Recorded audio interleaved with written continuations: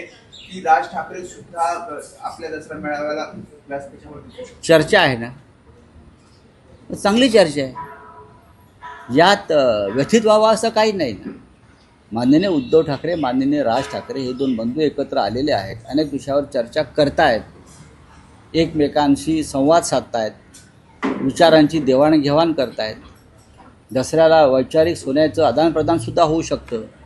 अशा वेळेला जर लोकांच्या मनात असेल, तुमचा हा मनात प्रश्न असेल, तर ही चांगली चर्चा, सकारात्मक चर्चा लोकांमध्ये असायला पाहिजे. पाहून आमच्या परंपरेने ज्या गोष्टी आम्हाला करायच्या आहेत त्या आम्ही करू.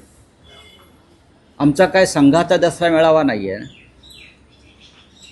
की कमलताई गवईंचं नाव टाकून त्यांना बोलवलं, मग ह्यांना बोलवलं, मग काँग्रेसवाल्यांना बोलवलं, मग त्यांना बोलवलं. एक परंपरा आहे दसरा मेळाव्याला. त्या परंपरेचं पूर्ण पालन केलं जाईल.